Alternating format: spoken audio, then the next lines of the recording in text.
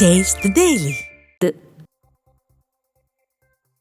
திருவண்ணாமலை மாவட்டம் ஆரணி அருகே கிணற்றில் குளிக்கச் சென்ற 8ஆம் வகுப்பு மாணவர் நீரில் மூழ்கி உயிரிழந்தார்.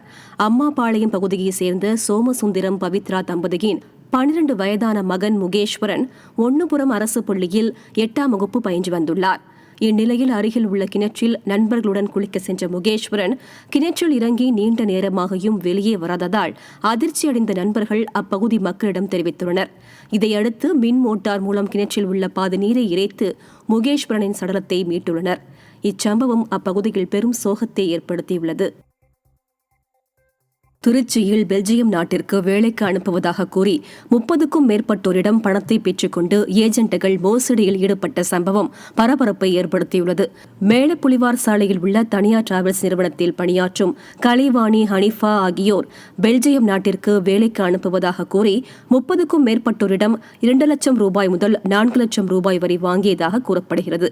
இந்நிலையில் பணம் கொடுத்தவர்களை கலைவாணி, ஹனிஃபா ஆகியோர் வெளிநாட்டிற்கு அனுப்பாமலும் பணத்தை திருப்பி வழங்காமலும் அலைக்கழித்ததால் பாதிக்கப்பட்டவர்கள் காவல் ஆணையரிடம் புகார் அளித்தனர்.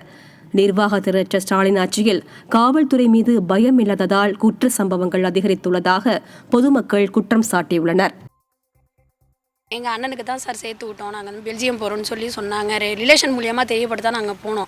அவங்க பேர் வந்து கலைபாணி அவங்க சேர்ந்து தான் இந்த மாதிரி விசா எடுக்கிறோம், நீங்கள் வந்து நம்பிக்கையாக கட்டுங்க, ஒரு மாதத்தில் நாங்கள் பணம் ரெடி பண்ணி தந்துடுவோம், எவ்வளோ எமர்ஜென்சி எவ்வளோ குயிக்காக நீங்கள் உடனே அனுப்புங்க, உடனே அப்படிங்க எவ்வளோ குயிக்காக நீங்கள் அனுப்புறீங்களோ அவ்வளோ சீக்கிரம் நாங்கள் உங்களுக்கு ரெடி பண்ணி தரோம்னு ரொம்ப நம்பிக்கையாக சொன்னாங்க சார். நம்பி தான் நாங்கள் கட்டணும். ஆனால் இன்ன வரைக்கும் எந்த ரெஸ்பான்சிபிலிட்டி இல்லை. ஆனால் ஃபோனில் மட்டும் ரொம்ப நம்பிக்கையான பேரில் தான் சொல்கிறாங்களே தவிர, நான் நேரில் போய் நாங்கள் புதன்கிழமை வாங்க, அடுத்த வாரம் வாங்க, இல்லை இத்தனாம் தேதி வாங்கன்னு சொல்கிறாங்க. ஆனால் நாங்கள் போனோம்னா அவங்க அதுக்கான எந்த இதுவுமே செய்ய மாட்டேங்கிறாங்க சார்.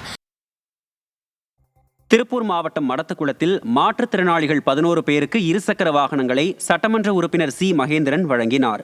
சட்டமன்ற உறுப்பினர் தொகுதி மேம்பாட்டு நிதியில் இருந்து 11,36,000 ரூபாய் மதிப்பீட்டில் 11 மாற்றுத்திறனாளிகளுக்கு இருசக்கர வாகனங்களை மடத்துக்குளம் சட்டமன்ற உறுப்பினர் சி மகேந்திரன் வழங்கினார்.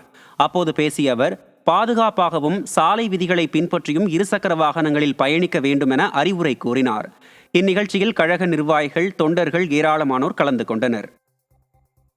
திருவள்ளூர் மாவட்டம் திருத்தணி முருகன் கோயிலில் விடுமுறையை முன்னிட்டு குவிந்த பக்தர்கள் 4 மணி நேரம் காத்திருந்து தரிசனம் செய்தனர். ஞாயிறு விடுமுறை மற்றும் கிருத்திகையை முன்னிட்டு திருத்தணி முருகன் கோயிலில் பக்தர்கள் கூட்டம் அலைமோதியது.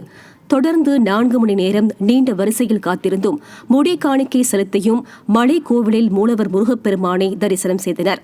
இதனிடையே வழக்கம் போலவே விடியா திமுகவின் ஏவல் துறையினர் அனைவரும் கும்பகர்ண தூக்கத்தில் ஆழ்ந்ததால் பக்தர்களின் கூட்டத்தை கட்டுப்படுத்த முடியாத நிலை ஏற்பட்டதாக கூறப்படுகிறது.